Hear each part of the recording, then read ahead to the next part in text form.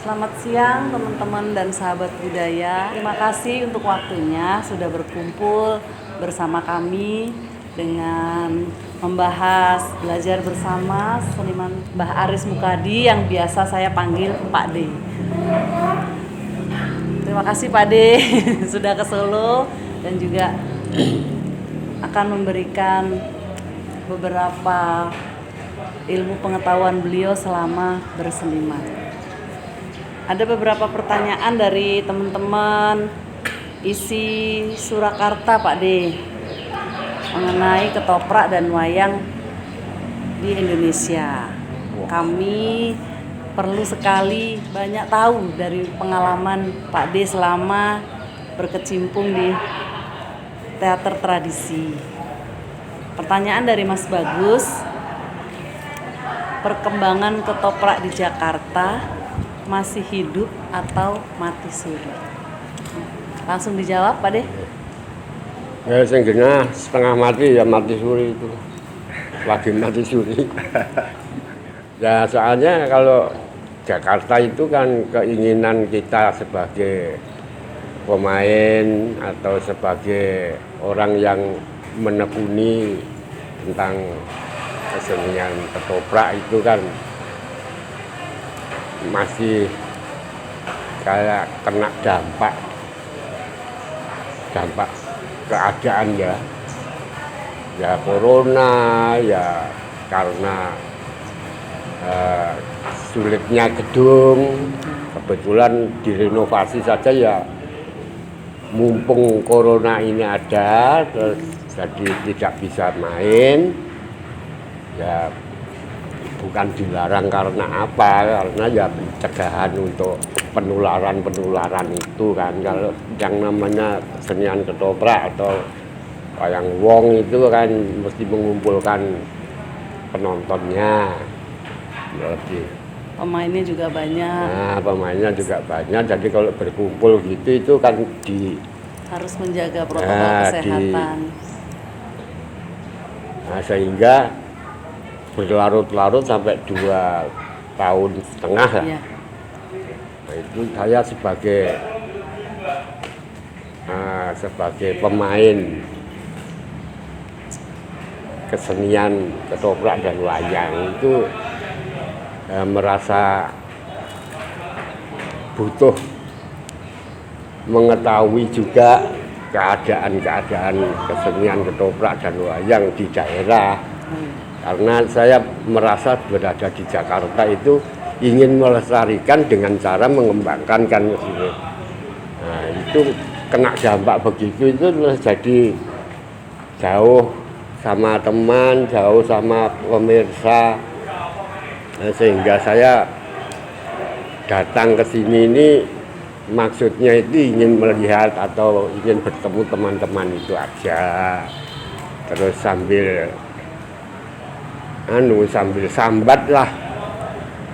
sambat keadaan di Jakarta itu kayak gitu. Ini terus saya ingin tahu juga keadaan di daerah itu gimana gitu.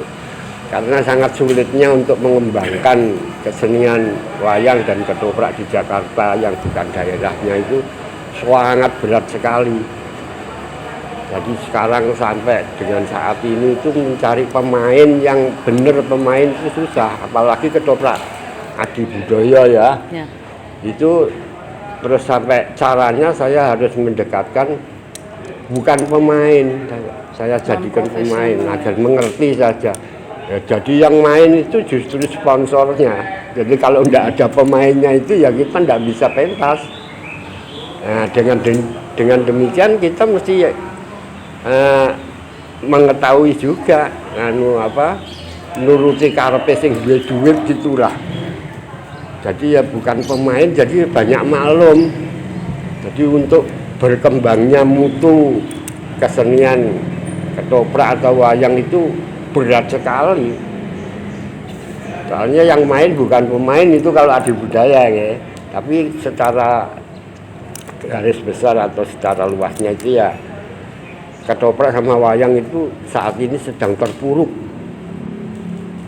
Yang saya alami mulai dari tahun 57 saya itu sudah hidup di sudah menjadi pemain tahun 57. Sekian tahun lamanya ini kok masih belum bisa. Ya maksud jadi ingin melestarikan ya dengan cara mengembangkan. Tapi dengan keadaan di Jakarta seperti itu, satu bahasanya saja mesti kita ngalah. Ya indahe luhure kesenian wayang itu kan dari bahasa juga, penyampaian dialognya.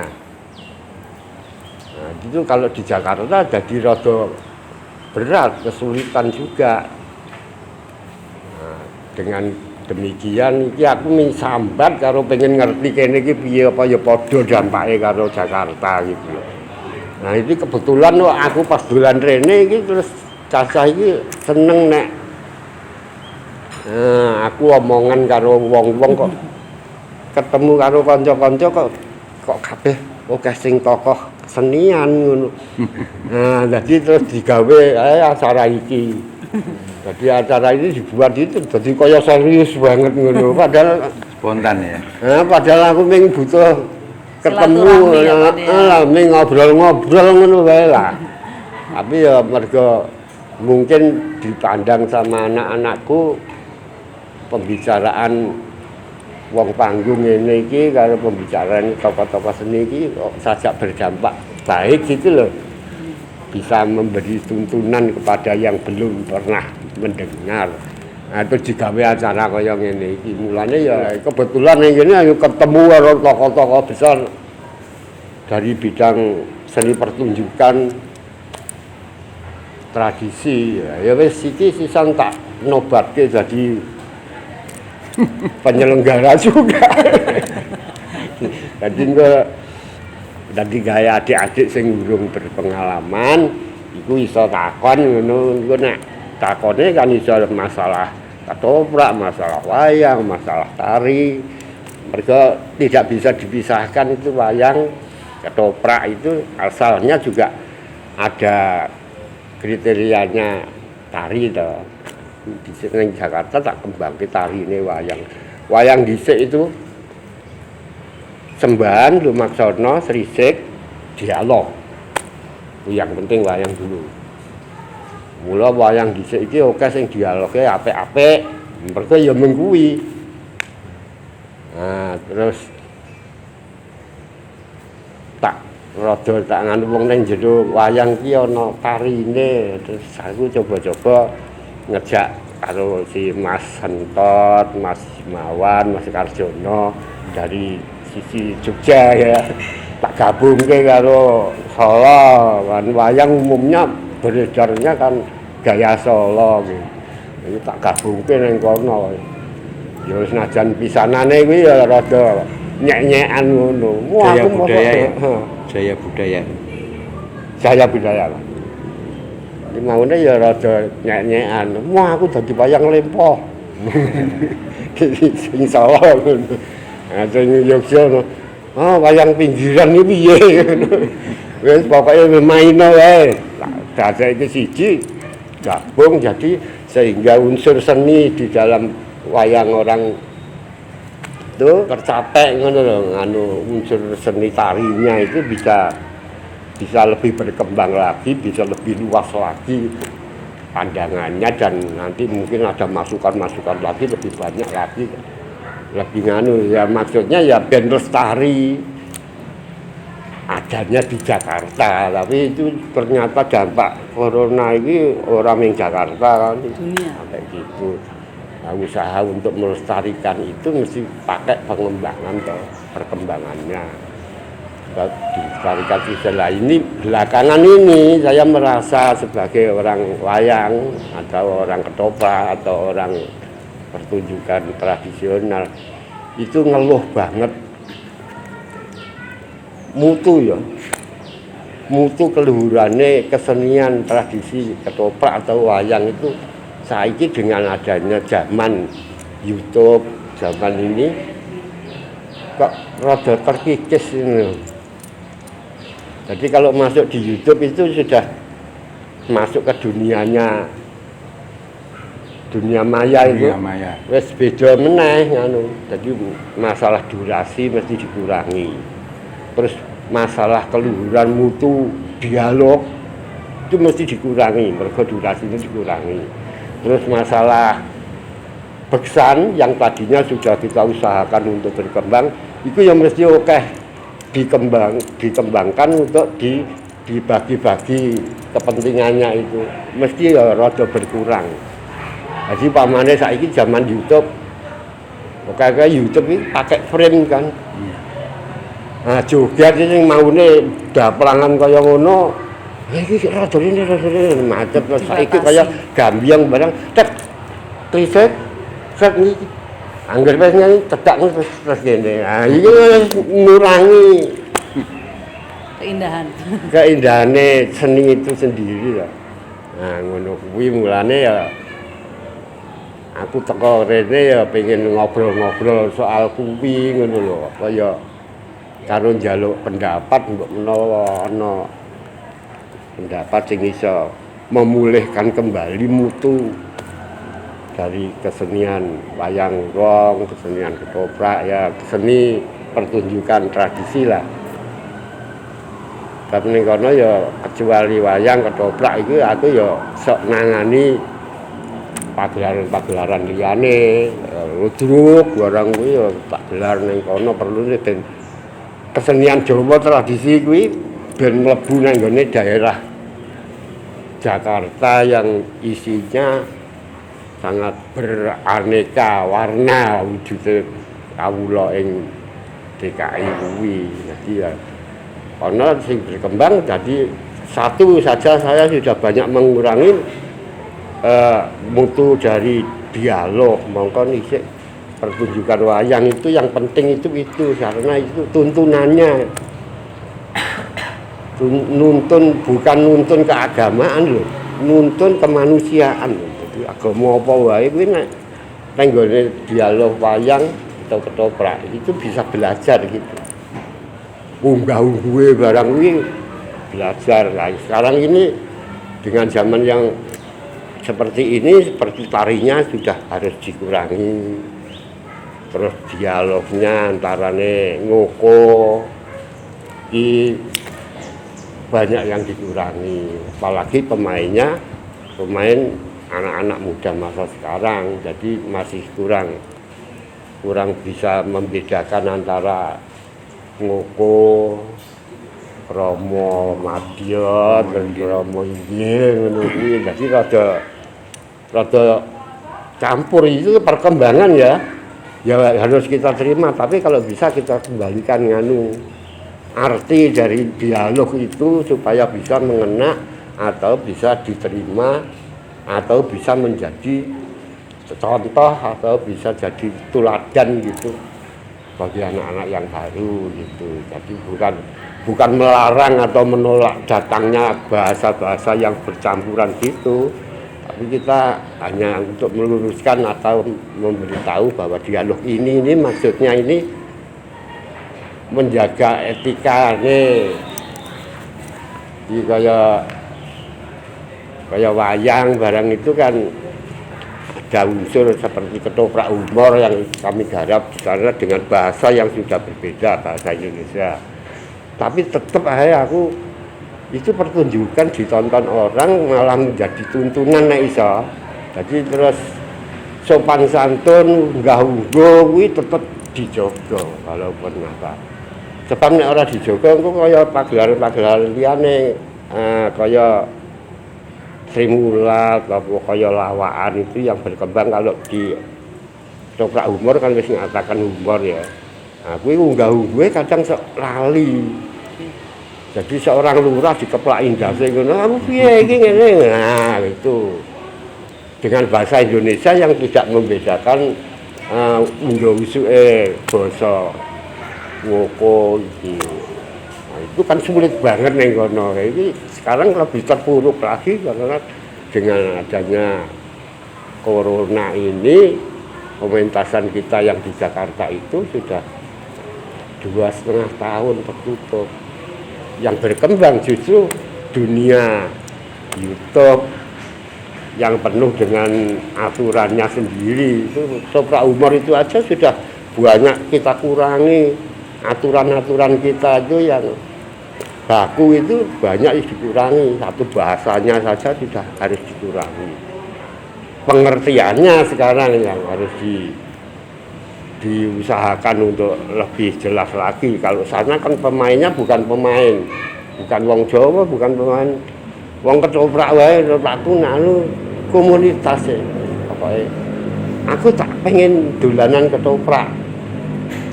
Jadi gak main ketoprak, tapi saya nganggo sebutan aku main ketoprak. Lah iki dene sing nata iki lha kudu piye iki antara kemauan anak-anak sing ora ngerti nih, orang ngerti ya anggap aja kaya rusak aja-aja ngono lah.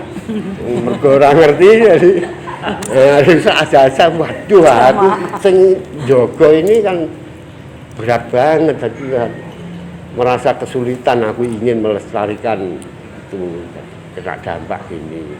Ya saya memang harus melestarikan kesenian itu ya, sebab itu juga sebagai kehidupan saya. Jadi nek kuwi ora lestari, kehidupan saya ya ora lestari. Saya bukan pegawai negeri, saya bukan pegawai perusahaan. Saya hidup matinya ya panggung. Nek kuwi ora tak lestareke ya. Nah, carane nglestareke piye ya harus dikembangkan, diperindah sing supaya anu ya, tapi kebentur dengan keadaan di sana dengan orang-orang yang ikut main itu. Aku wis ngajaki wong, ayo agar kamu tahu kan berkesenian main ketoprak, main wayang ngono. Tapi dekne ora ngerti, tapi dia ya karepku tak cukup duwite ngono lho. Tak cukup duwite ben iso kene pentas ngono. Lah kok dekne ya kepengin main. Lah wong kok ora ngerti blas wah. Intinya maunya sponsor ya dia. Nah, itu keadaan yang di Jakarta. Makanya saya 2,5 tahun itu kok merasa kesepian gitu. Dijauhi sama usia, dijauhi sama kemampuan, dijauhi sama teman-teman gitu. Nah, aku terus ngobrol lah karo kanca-kanca kasih mulai nang Bali terus wis rono lah ngomongan soal kuwi. Itulah awalnya itu gitu. Jadi ya kebetulan sekali ini tokoh-tokoh ini kanca-kanca sing masih peduli ya, sangat peduli ya dengan kesenian tradisional kuwi kok ya iso ketemu. Wis sisan dinobatkan sebagai pihak penyelenggara tadi. Penyelenggara iki mau. Kula nek ana pertanyaan liyane bisa iki bapak-bapak sing. Ini sementara pertanyaan dari teman-teman yang di Solo. Pak D, ada lagi nih dari Mas Hasbi. Bagaimana cara membangun karakter tokoh wayang secara global sih, secara global? Ya. Membangun karakter tokoh wayang. Yo nganggo proses itu. Wow. Ya. Membangun karakter wayang itu prosesnya dawa ya.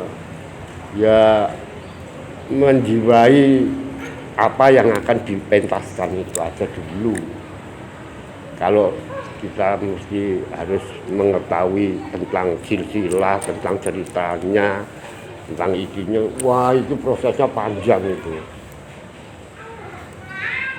Setahun wong lulus sekolah bisa jadi lurah, bisa jadi apa-apa.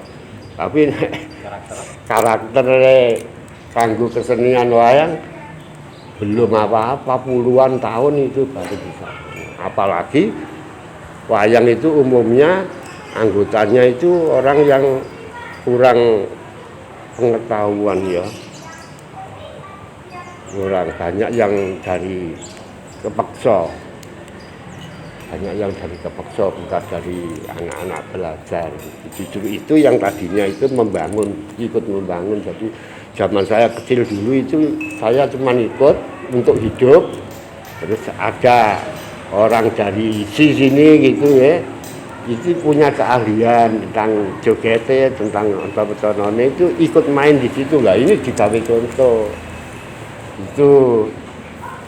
Nah, di Jakarta itu sudah susah cari gitu.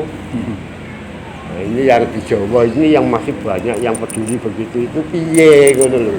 Aku sendiri ya pengen ngerti piye carane aku kudu piye. Oke Pak De, ini ada lagi ya Pak De.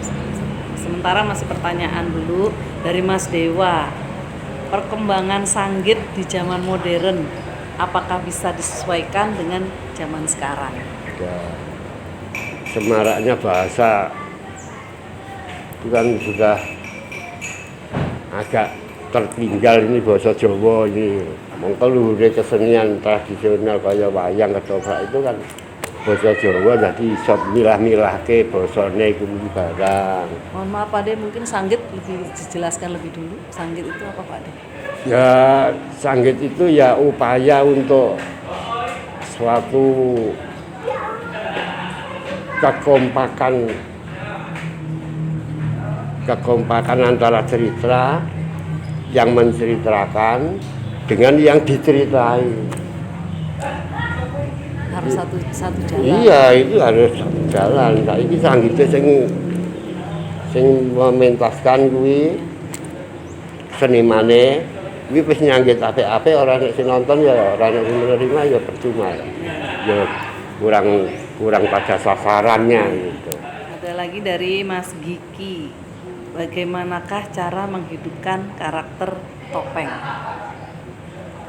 Apa sing ahli topeng ya? Ahli topeng. Sing ahli topeng kuwi Ahli topeng. bapake. Ya, saya mencoba membantu. Topeng di Solo atau di Keraton maupun di wilayah misalnya di desa seputaran seputaran Solo ya, misalnya di Klaten, Mansungan dan sebagainya. Itu kan lain dengan Bali. Ya, natural apa namanya? Di Solo itu kan ini tidak wantah. Gimana ya maksudnya? Ya, ada sterilisasi yang begitu jauh dari keseharian. Nah, itu pensikapannya memang jadi beda dan demikian juga ketika budaya tari setempat itu mengenakan. Kalau di Bali itu kan pakai ini apa namanya? Tali ya. Tali. Kemudian juga di Jogja demikian juga. Tapi di Solo, di sekitar Klaten itu digigit. Nah, tentang digigit ini ada berita atau apa namanya semacam informasi bisa digigit di atas lidah, tapi juga bisa digigit di bawah lidah. Itu tergantung katanya dari kepekaan masing-masing. Kalau air liurnya terlalu banyak ya jangan digigit di atas lidah, katanya begitu. Kalau saya bertanya pada Pak Ngaliman ya waktu itu, saya bertanya, Pak, apakah ada gerak-gerak khusus topeng untuk tari Solo? Beliau menjawab tidak ada. Jadi saya kira pertanyaan tadi juga sangat menyasar ya, karena pertanyaannya bagaimana menghidupkan topeng gitu ya. Waktu itu beliau mencontohkan alusan waktu itu apa ya, Gunung Sari atau saya lupa ya, sudah lama sekali. Tapi beliau itu menggunakannya itu atau menarikan atau memainkan topeng itu tidak pernah berhenti. Itu terus sepanjang menari katanya. Tapi saya belum pernah lihat Pak Ngaliman menari topeng. Tapi informasinya seperti itu. Dan satu itu, yang kedua ada yang begini itu sebenarnya berkedip itu. Katanya berkedip. Jadi salah satu cara untuk mengolah tadi ya. Kemudian juga Pak Tasman itu juga tokoh sejaman sedikit muda dari Pak Ngaliman itu mengatakan inisiasinya itu bukan di mata, tapi di sini. Jadi kalau noleh itu di apa namanya? Di Tulang pipi, di tulang pipi. Nah, ini. Yang main di sini, bukan yang mata. Kalau kita menari biasa kan mata itu. Iya. Yang menjadi apa? Sing golek dalan itu. Tapi kalau topeng ini yang yang untuk apa? Mencari ruang ini. Pipi itu. Nah, dengan demikian memang ya sekreatif mungkin kita harus menemukan itu. Ketika saya di Mangkunegaran, saya menari menari klono itu juga ada namanya, istilahnya dari Pak Reto itu, jago keleleken. Itu yang ini. Jadi ini menyatukan antara solak topeng dengan ini apa? Tekesnya itu. Itu jadi bagus sekali. Memang itu ada kesatuan dari konstruksi kostum ya, terutama hairdo-nya irah-irahan. Diisi terutama itu kalau tadi pangaliman itu seperti itu dengan selalu bergerak, kalau diisi lain. Yang halus tetap halus terus itu. Saya menari sepanjang hayat pakai topeng dengan menyajikan fragmen Sekartasi itu halus terus itu. Saya hanya memadukan, misalnya mentang gitu, set, saya turun, set, dan cuma itu teknik-teknik garis-garis itu yang saya eksplor. Dan yang tadi dengan tulang pipi. pipi untuk menoleh tadi. Cuma itu, saya kira itu yang bisa saya bantu. Mudah-mudahan ada yang bisa melengkapi, mungkin Pak Wahyu juga dulu penari topeng sebelum saya mewarisi topengnya Pak Wahyu. Matur nuwun. Ya, menambahkan saja bahwa topeng itu kan sebenarnya dari wajah maupun bentuk topengnya itu kan sebenarnya ada yang menyebutkan itu ungkapan kejujuran dari manusia. Kalau di dalam wayang kulit itu wondo ya, wondo. Maka untuk topeng klono itu penggunaannya juga macam-macam. Oh, klono pas gandrung, topengnya berbeda dengan klono pas perang misalnya. Dan itu menunjukkan kejujuran bahwa watakku yo ngene. Itu gawan bayi misalnya gitu ya. Dan ini tentu harus banyak juga dipelajari. Tidak belajar tari topeng langsung menggunakan topeng, tapi mesti harus mempelajari wondo atau karakter topengnya itu. Terus kepentingannya apa? Oh, ini kok gandrungan. Oh, ini nanti perang. Dulu itu ganti-ganti topengnya. Sama-sama topeng klono, tapi ganti karena suasananya berbeda gitu. Dan ini juga menepis pemikiran bahwa topeng itu hanya bohong-bohongan. Tapi sebenarnya enggak. Topeng itu menunjukkan kejujuran tokoh itu.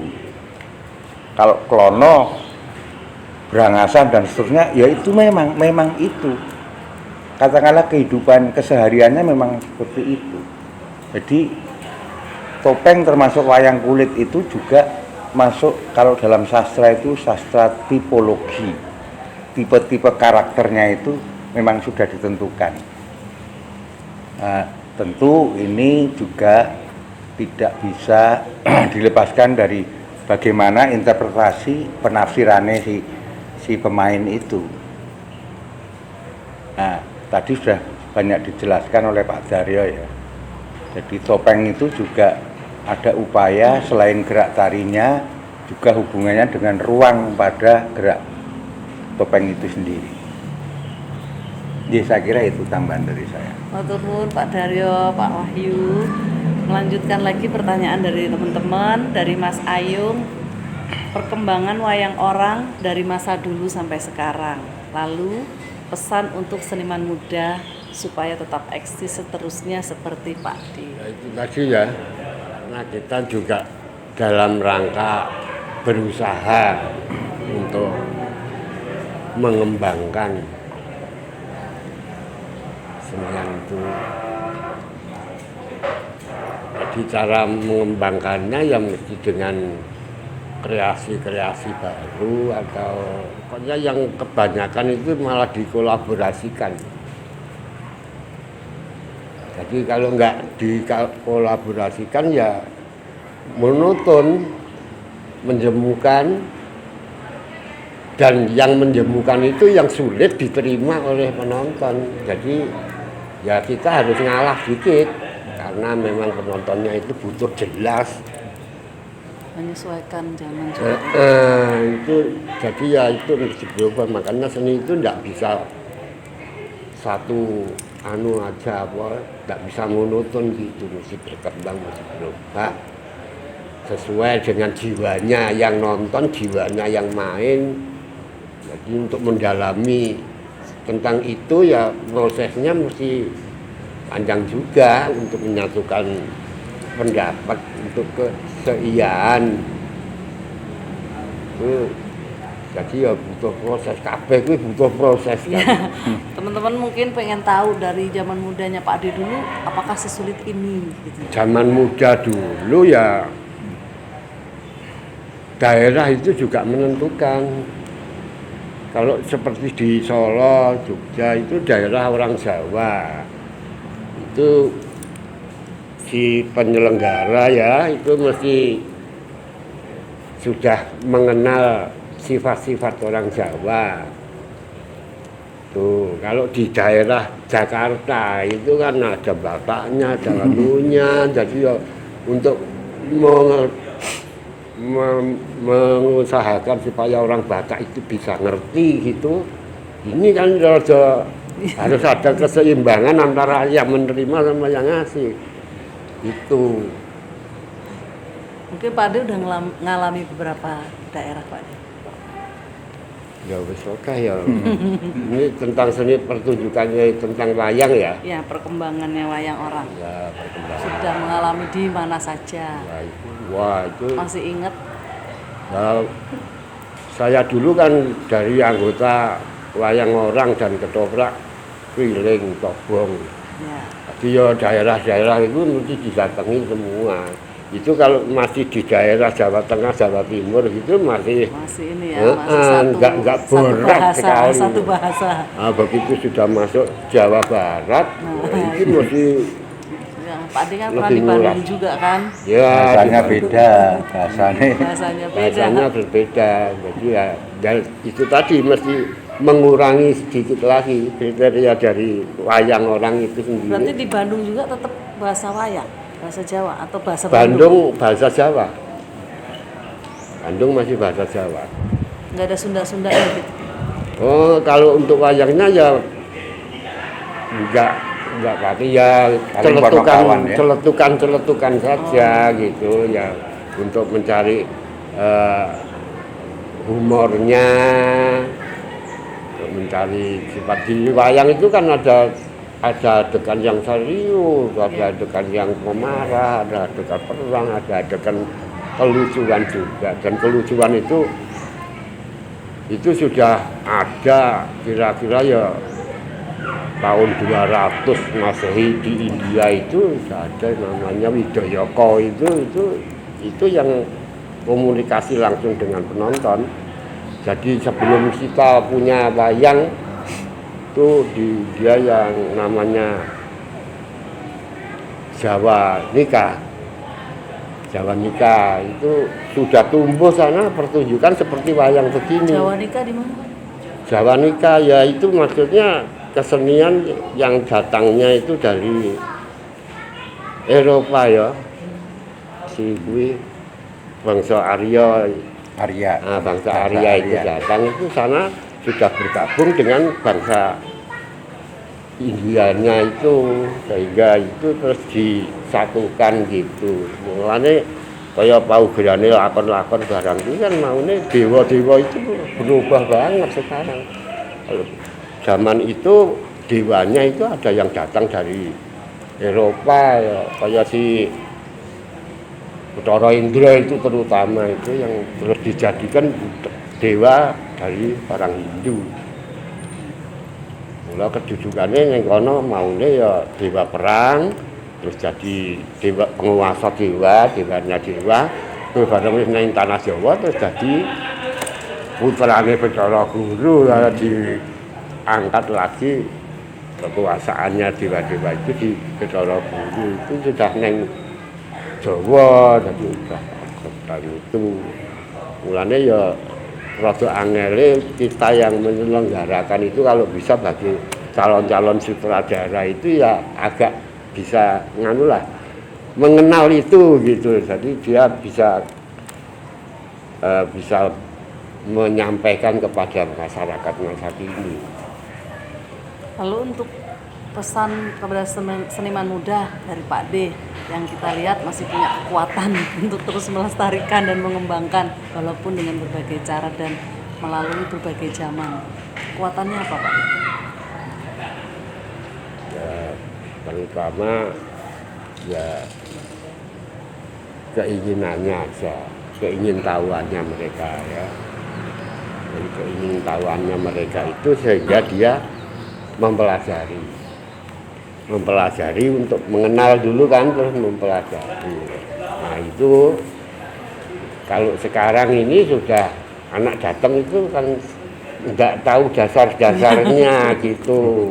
Nah itu perlu dia banyak belajar lagi untuk mengenal. Berarti kekuatannya karena niat dan usaha. Semangatnya itu. Oh semangat juga harus. Semangatnya nggak boleh kendor, walaupun zamannya yang bikin kendor gitu ya Pak De. Ya itu kan zaman itu kan berlalunya nggak mesti toh. Iya betul. Ya, ada yang menghambat, ada yang justru mendorong gitu zamannya itu kan.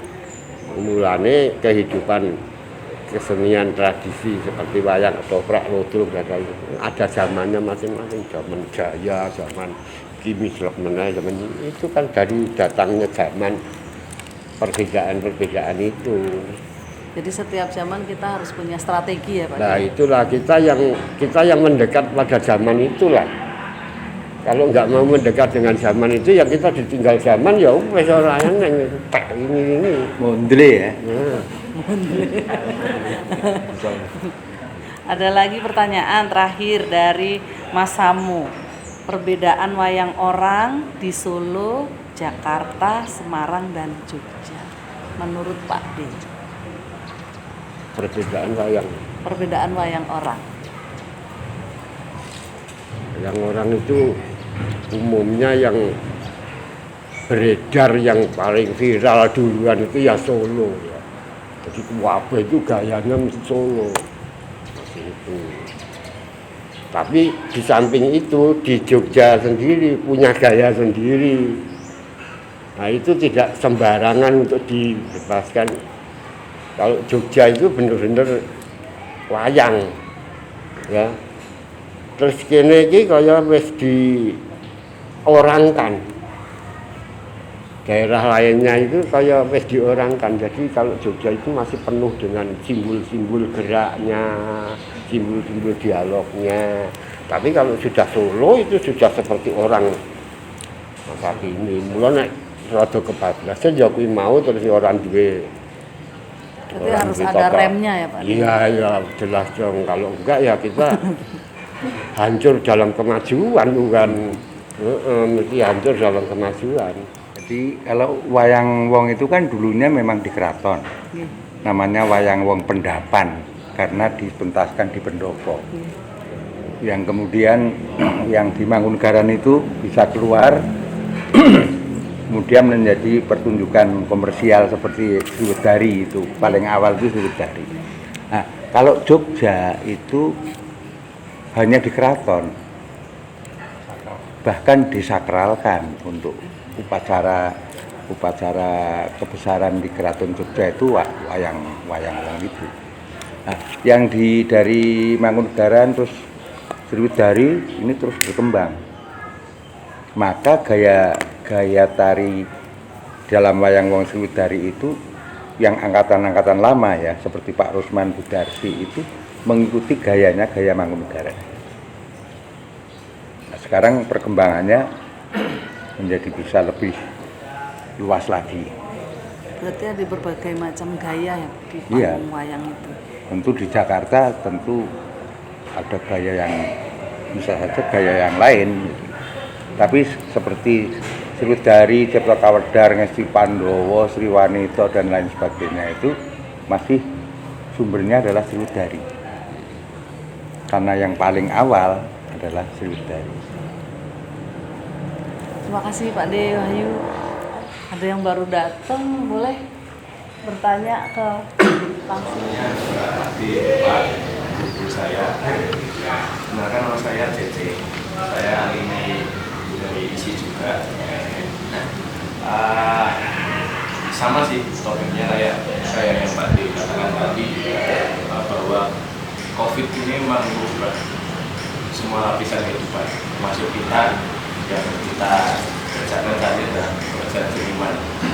Nah, sepanjang COVID ini kan juga kita banyak melihat pertunjukan-pertunjukan tradisional yang sangat mudah diunggah di platform YouTube yang otomatis semua itu bisa mengaksesnya, entah itu orang tua yang lawas, maksudnya orang tua yang tahu lebih dulu pertunjukannya di situ, baik juga anak-anak muda yang ingin tahu tentang wayang.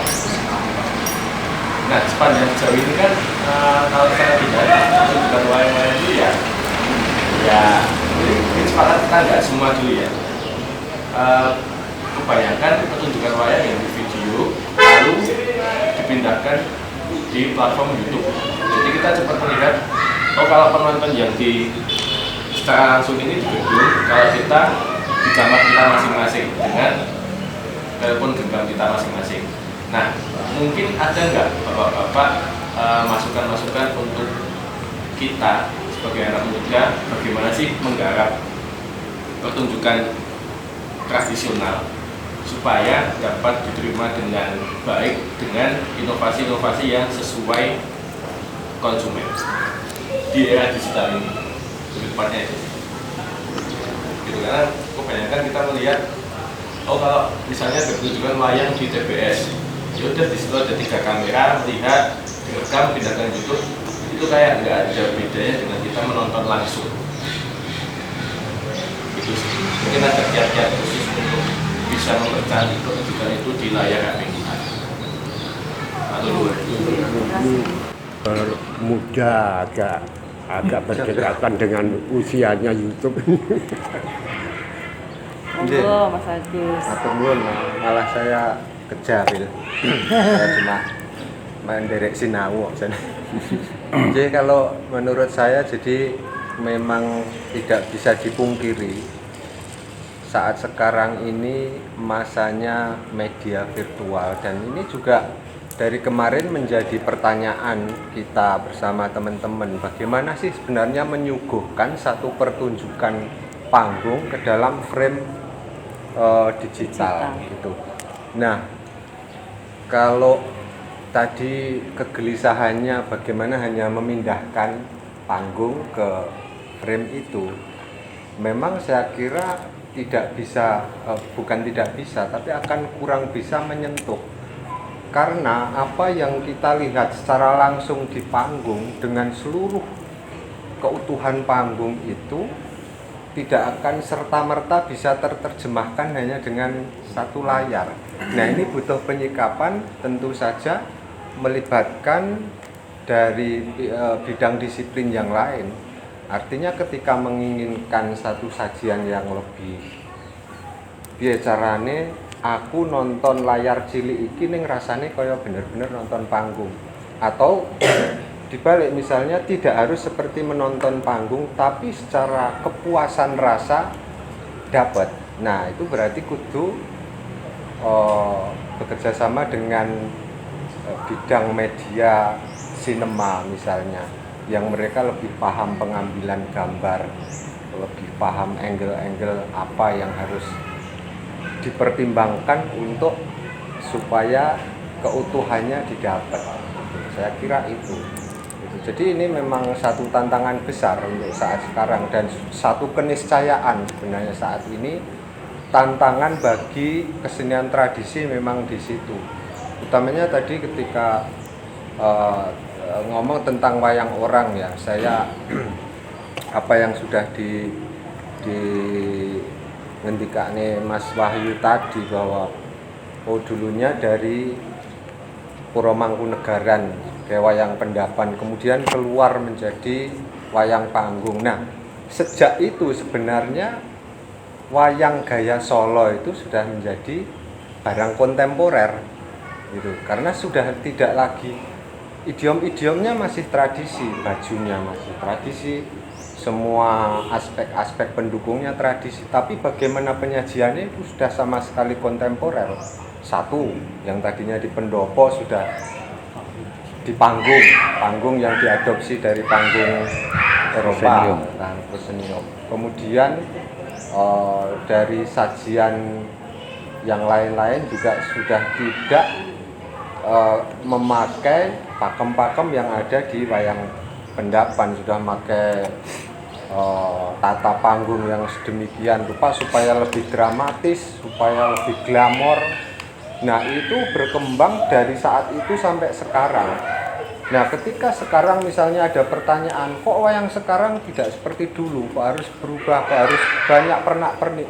Nah, itu satu keniscayaan bagi semua bidang kesenian. Karena kalau kita bilang tradisi, tradisi itu sesuatu yang mengalir anut zaman kelakone katanya. Karena dia akan selalu berkembang sesuai perkembangan zaman yang ada. Ya saiki tuntutane opo? Satu hal yang sangat vital bahwa pertunjukan harus bisa mewadahi pesan yang faktual sing iso nyambung dengan situasi sekarang. Misalnya kita menyajikan wayang dengan isian atau konsep yang tinggalane mbae dulu, mungkin dirasa sudah tidak sesuai karena perkembangan situasi sosial, politik, ekonomi kita sekarang sudah sangat berbeda dengan zaman dulu. Katakanlah dulu kita masih menjadi masyarakat agraris, masih bagaimana wayang itu mengadopsi tentang situasi pertanian dan sebagainya. Sedangkan kita sekarang sudah masyarakat industri, bahkan sudah masyarakat flash katanya Pak Wasil, sudah frekuensi. Nah, itu butuh penyikapan khusus dan orang sekarang sudah begitu bebas untuk berpendapat. Kita tidak bisa lagi wayang itu memberi pesan secara searah misalnya. Kita harus tahu bahwa masyarakat luwih pinter daripada kita. Nah, itu tantangan gitu. Apa yang kita nyatakan katanya yang sebagai pesan itu nyampe enggak, bahwa itu bisa diterima enggak, itu kan pertanyaan, itu tantangan semuanya. Nah, tentang bagaimana keaktoran tadi juga Romo Aris menyampaikan hal yang saya mengamini, bahwa menjadi aktor wayang itu sama sekali bukan barang mudah yang bisa dilakukan 1-2 tahun, bahkan bisa seumur hidup. Saya sudah 20 tahun lebih menjadi wayang itu, bahkan sampai sekarang masih belajar nomor satu. Setiap kali kita ndudah sesuatu itu rasanya lebih banyak lagi yang harus dipelajari. Itu menunjukkan bahwa nang sakjroning wayang itu memang sesuatu yang sangat rumit dan banyak sekali hal-hal yang harus dipelajari. Jadi nah, kalau untuk adik-adik yang pemula sebagai penari yang sudah menjalani hidupnya dalam jalan ninjanya sebagai penari, nah ini oke, bahwa misalnya pengetahuan dari kampus atau dari manapun itu memang kita diajari menari dengan teknik yang sesungguhnya, Nah, nanti kalau ada ketertarikan ke wayang orang itu bahkan akan menjadi warna, akan menjadi tambahan pengetahuan bahwa joget kuwi bahwa ya kudu ana dramane. Jadi tidak sekedar teknik saja tapi kudu enek isine. Dulu saya pernah dapat dawuh dari Pak Maridi itu bahwa ngene le aku ki mbiyen ya sok disarwe karo Pak Ngali. Joget kok ngono. Karena Pak Maridi itu sebagai penari itu lebih bersemangat, lebih termotivasi untuk lebih dramatis gitu. Jadi narinya lebih hidup gitu kan. Misalnya podo-podo nari klono antara Pak Ngali dengan Pak Maridi itu akan tampak lebih dinamis ketika Pak Maridi menari. Nah, ternyata Pak Maridi bilang, aku kuwi kok ajar saka wayang, nek delok Pak Rusman, seperti itu. Jadi ini sesuatu yang mungkin akan menjadi tambahan atau ya bukan tambahan ya ini satu ketika kita terbuka terhadap semua pengetahuan ya seperti itu gitu. Dan sekali lagi itu tantangan ke depan bagi dunia kesenian terutama bagi dunia wayang memang bagaimana untuk bisa lebih menyesuaikan dengan kondisi zaman itu. Selalu itu menjadi PR. Ini selalu berjalan gitu. Ya nambah sithik ya. Nggih, monggo. Neng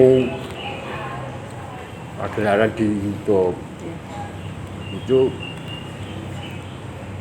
kurang pas karo tujuannya pagelaran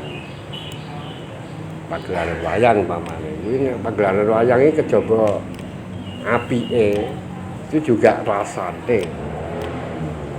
Jadi kalau itu tadi ngeluh karena kok tidak bisa merasakan gitu. Memang kalau di YouTube itu ya itu nonton dari apike iki ya apik ditonton.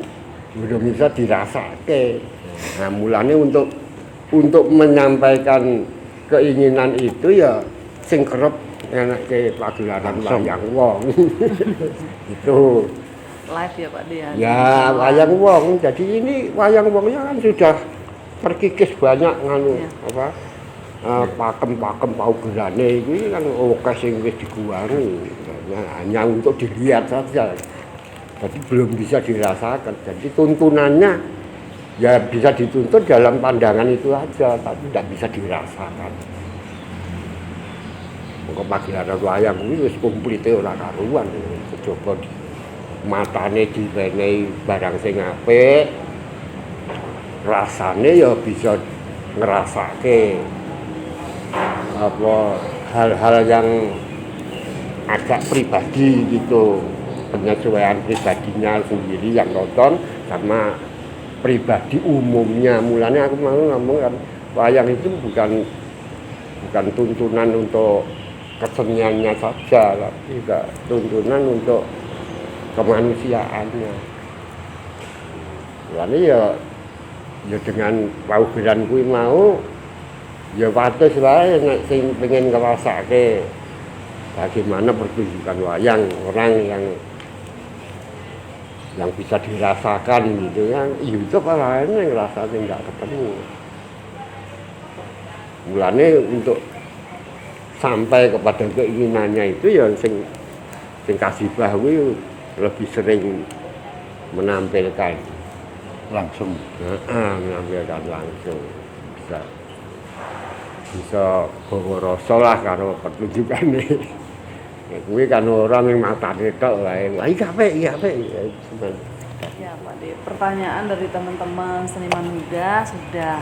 Sekarang Pak De mau bertanya apa ke para senior di seluruh? Ya, pertanyaannya itu mampu nggak mempertahankan keingintahuannya itu. Sebab nek sekedar sekarang ingin tahu terus ketok di YouTube sudah pas sampai di situ. Tapi ada yang meneliti lagi ini kepuasan ini yang benar-benar puas itu apa? Coba mata, kuping, ati, ini sing iso ditampa ngono kan, itu suatu kepuasan dari penonton, dari publik itu ya, kecuali pertahankan itu untuk keingintahuannya tentang kesenian wayang orang itu ya, khususnya itu ya mesti tetap dibina ini keinginannya itu. Jadi tidak hanya melihat baiknya dilihat saja, tapi baiknya untuk dirasakan, baiknya untuk dimengerti. Ini live wayang wong, saiki wis oke wayang wong sing dikurangi tentang rasanya itu banyak sekali ya, mergo zamane. Ya kebetulan bareng karo adanya pandemi virus itu, jadi ya sing penyelenggara sendiri ya kuwi mah terganggu karena keadaan itu. Pertanyaannya malah berat ini. Mempertahankan keingintahuan. Otomatis berarti kan terus menerus kudu ngelak. Takon ngelak goleki itu loh. Tapi tantangannya luwih akeh. Saiki apa-apa kudu nge-game. Oh, kudu ndelok YouTube. Sementara goleki wingi bar pelajaran apa ya? Goleki sinau secara kontinu isih kober ora ini. Tantangan saiki yo. Ya, itu kan melestarikan sendiri. Lagi ya. Endang nih abon. Karena mungkin menurut Pak D kan Mas Agus seniman muda yang nantinya akan masih melanjutkan terus. Si seniman muda. Ya maksudnya Kalau pertanyaannya seperti itu ya saya ya harus mampu. yes. Ya.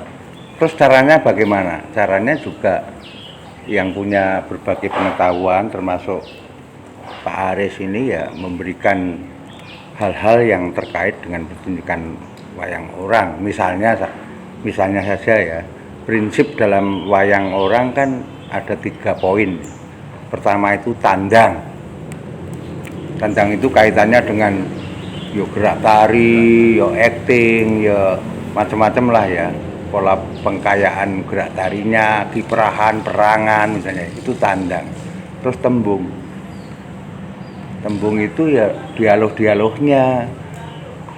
Kemudian dialog tadi yang disinggung bahasanya ya sing mapan gitu ya.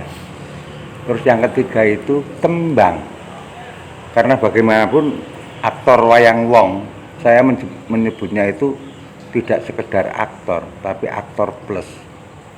Kalau aktor yang lain kan cuma bicara sama paling acting gitu ya, pergerakannya paling itu. Kalau wayang wong lebih dari itu, maka saya nyebutnya aktor plus. Tandangnya, tariannya, kemudian apa tadi Geraknya. tembungnya ya, kemudian tembangnya itu juga harus bisa dikuasai. Dan ini saya kira agar kita mampu, ya yang muda-muda harus diberikan itu. Bagaimana tandang, bagaimana tembung, tidak hanya sekedar pengetahuan tapi ya proses, ada proses yang benar-benar dilakukan. Gerak tarine piye, actingnya seperti apa, penjiwaan karakternya bagaimana, tembungnya, dialog, monolognya bagaimana, tembangnya bagaimana. Kalau ini bisa dipahamkan dan bisa dilakukan, saya kira harus mampu tadi untuk mempertahankan wayang wong itu. Dan melanjutkan. Pak Daryo monggo. Kalau saya ini yang menanggapi tadi, sebenarnya apa yang disampaikan atau pertanyaan tadi, kalau itu live dan medsos lewat lewat YouTube itu memang itu sesuatu yang beda, tidak tergantikan yang ada di yang live itu, tidak tergantikan sama sekali. ya harus live kalau kita ingin mengembalikan tadi, mengembalikan segala macam yang dirembuk tadi, yang kehilangan tadi, itu harus live. Nah sementara kalau di YouTube memang kita harus mencari apa ya, angle-angle, tapi memang sejak corona awal ada Mas Wahyu dengan saya dan Mas Agung itu kan terus berupaya untuk menyadarkan bahwa apa namanya corona itu seperti ini. Kita mencoba menyajikan berbagai hal yang berkaitan dengan survive di dalam corona. Tapi hasilnya juga tidak memuaskan.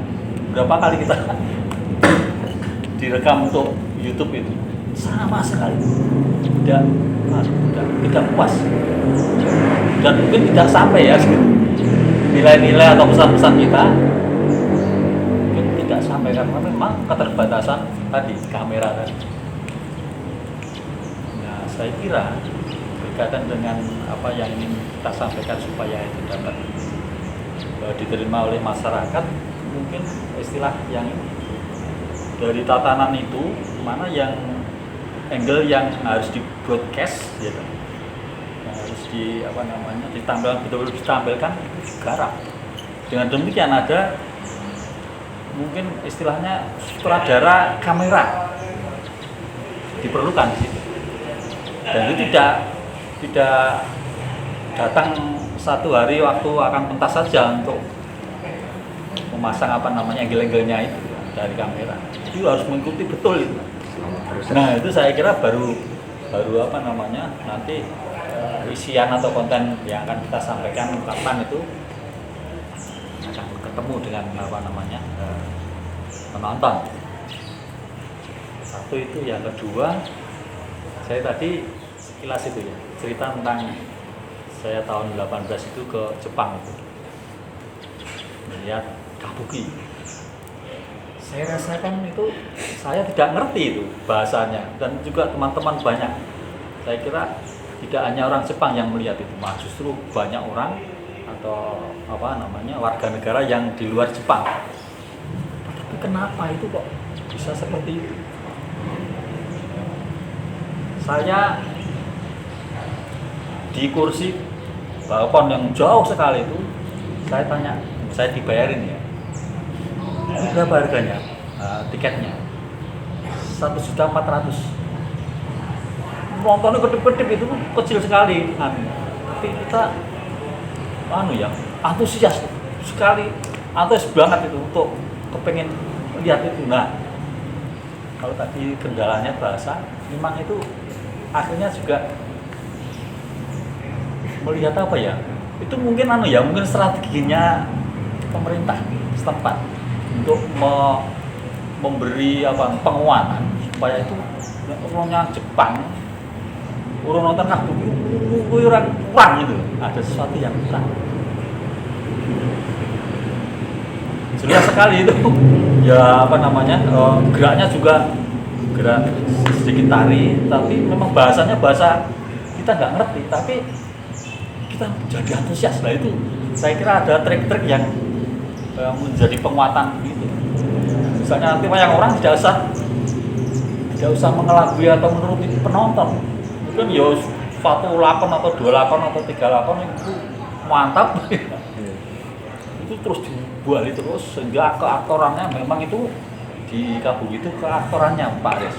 Aktorannya kuat semua itu, tidak ada yang tadi misalnya perdana donatur kemudian ya, tidak punya kemampuan tapi hanya ditonton pengen dirol ya. Nah itu yang terjadi seperti itu. Ya mudah-mudahan bisa untuk dimengerti atau ya pengalaman sharing. Terima kasih. Mas Agus monggo. Ya sama, saya ya mari kita berdoa mulai saat ini para sponsor itu nextnya itu hanya ngasih duit untuk produksi aja tanpa menuntut resiko jadi role itu sebenarnya, dan itu bener, jadi Itu yang kegelisahan benar. saya juga udah dari kemarin-kemarin hari lama sebelum pandemi kan di Jakarta sungguh marak wayang berbagai ini, tapi Berbagai versi. sebenarnya sumbangsih senyatanya untuk panggung wayang yang harus dihidupi ini apa gitu. Apakah nun sewu ini saya tidak kok ngasorake enggak, apakah hanya cukup poro-poro ini bereforia saja atau sudah ada kontribusi betul-betul untuk nguripi panggung Barata, nguripi panggung Esti, nguripi panggung RRI Sudari yang nyata-nyata bahwa kuwi bener-bener pilar wayang sing profesional, dalam arti sing duwe warisan dan duwe tanggung jawab untuk melestarikan wayang wong iki. Nah ini aja sebenarnya, jadi kesadaran semua masyarakat. Jadi kalau kita sering ngomong kan memang wayang ya semua, mungkin tidak hanya wayang orang aja. Kehidupannya, eksistensinya nanti ya dari 3 pilar juga ya, pemerintah, ya masyarakat pendukung, ya senimannya itu sendiri. Masyarakat pendukung ya saya kira termasuk sponsor ini. Kesadaran memahamkan mereka bahwa iki dudu barang ecek-ecek. Jadi ketika kamu menginginkan ini menjadi milikmu, ya tidak harus dengan cara itu, atau bila mana memang pengen terjun ya harus benar-benar berproses berdarah-darah seperti kita berproses dari awal gitu. Nah dari awal apa-apa tapi ada tanggung jawab itulah. Itu orang gampang nih. Hati-hati dinorong dino langsung mancal. Itu waduh ini nanti yang repot bukan siapa-siapa. Kita inginnya misalnya dengan jargon ingin melestarikan tapi justru akan semakin buruknya. Ini nun sewu, ini sebuah kritik memang. Ya ini harus disampaikan. Enggak perlu ringo-ringo artinya. Supaya kita sama-sama sadar. Nah, atau kalau saya begini, penyikapan kita sebagai seniman juga bisa jadi ada tawaran-tawaran tertentu bahwa kalau wayang ini bisa menurut zaman kelakone jadi sesuatu yang kentang, tawaran itu bisa berbagai macam saya kira. Ketika misalnya sing ora iso nari, ora dipeksa nari kaya awake dhewe misalnya, tapi akan dicarikan bentuk yang lain yang ketika itu ditampilkan ora jadi sesuatu yang aneh.